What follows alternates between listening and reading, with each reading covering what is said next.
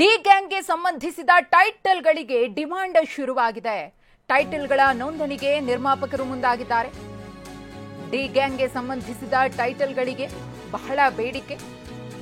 ಟೈಟಲ್ಗಳನ್ನು register ಮಾಡೋದಕ್ಕೆ ನಿರ್ಮಾಪಕರು ನಾಮುಂದು ತಾಮುಂದು ಅಂತಿದ್ದಾರೆ.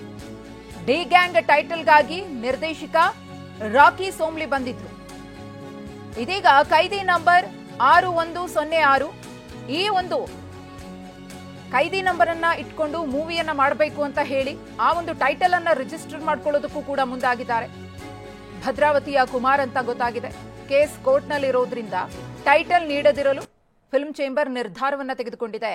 ಟೈಟಲ್ ರಿಜಿಸ್ಟ್ರೇಷನ್ ಮಾಡದಿರಲು ಫಿಲ್ಮ್ ಚೇಂಬರ್ ತೀರ್ಮಾನ.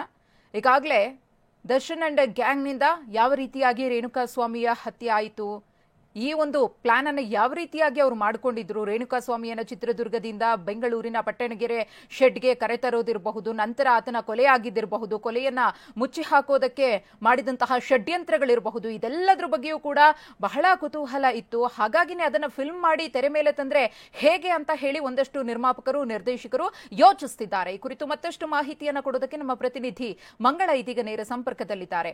ಮಂಗಳ, ಡಿ ಗ್ಯಾಂಗ್ ಈ ಟೈಟಲ್ ಅನ್ನ ಇಟ್ಟು ಮೂವಿಯನ್ನ ಮಾಡೋದಕ್ಕೆ ನಿರ್ದೇಶಕರು ನಿರ್ಮಾಪಕರು ನಾಮುಂದು ತಾಮುಂದು ಅಂತ ಬರ್ತಿದ್ದಾರೆ. ಜೊತೆಗೆ ಪರಪ್ಪನ ಅಗ್ರಹಾರ ಜೈಲಿನಲ್ಲಿರುವಂತಹ ದರ್ಶನ್ ರವರಿಗೆ ಸಿಕ್ಕಿರುವಂತಹ ಕೈದಿ ನಂಬರ್ ಅನ್ನ ಕೂಡ ಫಿಲ್ಮ್ ಮಾಡೋದಕ್ಕೆ ಹೊರಟಿದ್ದಾರೆ. ಏನಿದೆ ಮತ್ತಷ್ಟು ಡೀಟೇಲ್ಸ್?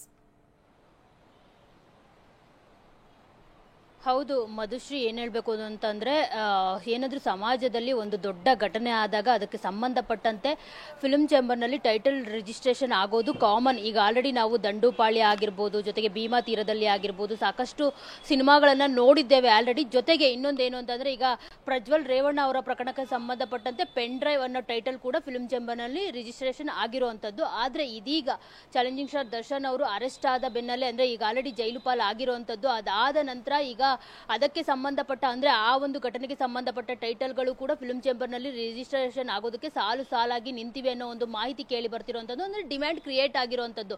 ಈಗ ನೋಡ್ತಾ ಇರಬಹುದು, ಡಿ ಗ್ಯಾಂಗ್ ಆಗಿರ್ಬೋದು, ಜೊತೆಗೆ ಕೈದಿ ನಂಬರ್ 6106 ಟೈಟಲ್ ಆಗಿರ್ಬೋದು, ಇನ್ನು ಅಲ್ವಷ್ಟು ಅಂದ್ರೆ ಸಾಮಾಜಿಕ ಅಂದ್ರೆ ಸೋಷಿಯಲ್ ಮೀಡಿಯಾದಲ್ಲೇ ಪಟ್ಟಣಗೆರೆ ಶೆಡ್ ಅನ್ನೋ ಒಂದು ಫೇಸ್ಬುಕ್ ಪ್ರೊಫೈಲೇ ಕ್ರಿಯೇಟ್ ಆಗಿರುವಂತದ್ದು. ಈ ರೀತಿ ಅಂದ್ರೆ ಕ್ಯಾಚಿ ಒಂದು ಟೈಟಲ್ಗಳನ್ನ ಇಟ್ಕೊಂಡು ಟೈಟಲ್ ರಿಜಿಸ್ಟ್ರೇಷನ್ ಮಾಡೋದಕ್ಕೆ ನಿರ್ಮಾಪಕರು ನಿರ್ದೇಶಕರು ಮುಂದಾಗಿರುವಂತದ್ದು. ಆದ್ರೆ ಫಿಲ್ಮ್ ಚೇಂಬರ್ ಒಂದು ನಿರ್ಧಾರಕ್ಕೆ ಬಂದಿರುವಂತದ್ದು, ಅಂದ್ರೆ ಇದು ಯಾವ ರೀತಿ ಅಂತ ಅಂದ್ರೆ, ದರ್ಶನ್ ಅವರೇ ಈ ಒಂದು ಕನ್ನಡ ಚಿತ್ರರಂಗದ ಮನೆ ಮಗ ಆಗಿರೋದ್ರಿಂದ, ಅವರ ಕೇಸೇ ಇದು ಆಗಿರೋದ್ರಿಂದ ಈ ಟೈಟಲ್ ನ ಕೊಡೋದಕ್ಕೆ ಫಿಲ್ಮ್ ಚೇಂಬರ್ ಕೂಡ ಒಂದು ಹಿಂದು ಮುಂದೆ ನೋಡ್ತಿರೋಂಥದ್ದು. ಜೊತೆಗೆ ಒಂದು ಕಾನೂನು ಚೌಕಟ್ಟಿನಲ್ಲಿ ಇರೋ ಕಾರಣ, ಕೋರ್ಟ್ ನಲ್ಲಿ ಕೇಸ್ ಇರೋ ಕಾರಣ ನಾವು ಯಾವುದೇ ನಿರ್ಧಾರವನ್ನು ತೆಗೆದುಕೊಳ್ಳಲು ಅದಕ್ಕೆ ಆಗೋದಿಲ್ಲ.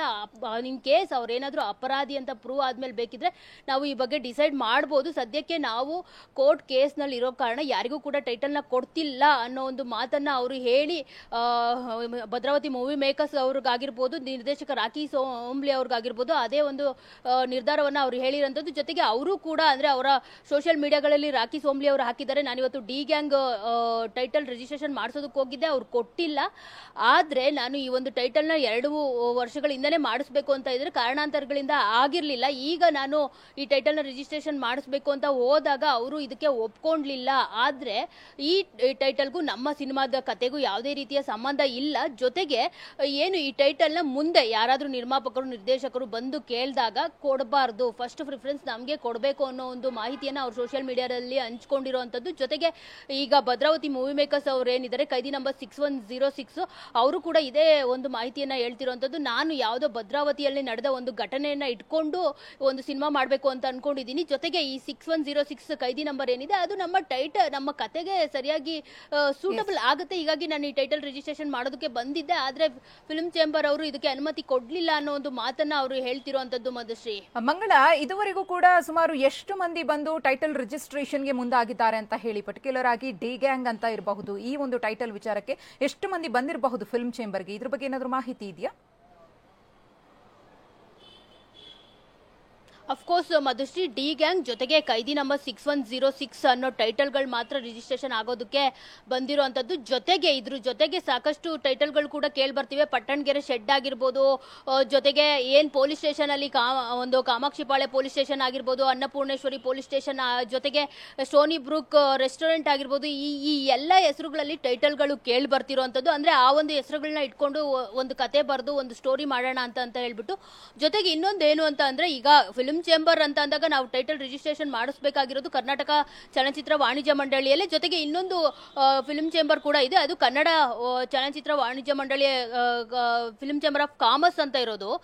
ಜೊತೆಗೆ ಈಗ ಒಂದು ಸೋಷಿಯಲ್ ಮೀಡಿಯಾದಲ್ಲಿ ಸರ್ಕ್ಯುಲೇಟ್ ಆಗ್ತಿರೋದು ಏನಪ್ಪಾ ಅಂತಂದ್ರೆ, ಕೈದಿ ನಂಬರ್ 6106 ಆರೋಪಿನ ಅಪರಾಧಿನ ಎಂಬ ಟೈಟಲ್ ಕನ್ನಡ ಚಲನಚಿತ್ರ ವಾಣಿಜ್ಯ ಮಂಡಳಿ ಅಂತ ಒಂದು ವಾಣಿಜ್ಯ ಮಂಡಳಿ ಇದೆ, ಅದರಲ್ಲಿ ರಿಜಿಸ್ಟ್ರೇಷನ್ ಆಗಿದೆ ಅಂತ ಅನ್ನೋ ಒಂದು ಇನ್ಫಾರ್ಮೇಶನ್ ಇದೆ. ಆದ್ರೆ ಆ ಒಂದು ವಾಣಿಜ್ಯ ಮಂಡಳಿ ಅದು ಸರ್ಕಾರದ ಅನುಮೋದನೆ ಪಡೆದು ಆಗಿರುವಂತದ್ದಲ್ಲ. ಹೀಗಾಗಿ ಅದರಲ್ಲಿ ಏನಾದ್ರೂ ಸಿನಿಮಾ ತೆಗೆದ್ರೆ ಅಲ್ಲಿ ಸೆನ್ಸಾರ್ ನೀಡೋದಿಲ್ಲ ಆ ಒಂದು ಸಿನಿಮಾಗಳಿಗೆ. ಸದ್ಯಕ್ಕೆ ಇಷ್ಟು ಟೈಟಲ್ಗಳು ರಿಜಿಸ್ಟ್ರೇಷನ್ ಆಗೋದಕ್ಕೆ ಮುಂದಾಗಿರುವಂತದ್ದು. ಮಧುಶ್ರೀ, ಧನ್ಯವಾದ ಮಂಗಳ ತಮ್ಮ ಮಾಹಿತಿಗಾಗಿ.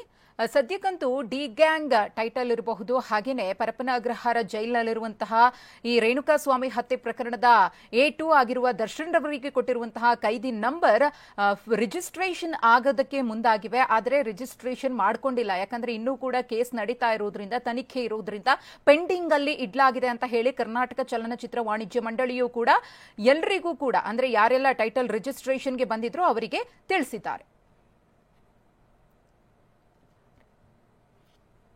ಇನ್ನು ನಮ್ಮ ಪ್ರತಿನಿಧಿ ಮಂಗಳ ಅವರು ಬಾಮಾ ಹರೀಶ್ ಅವರ ಜೊತೆಗೆ ಒಂದು ಮಾತುಕತೆ ನಡೆಸಿದ್ದಾರೆ, ನೋಡೋಣ.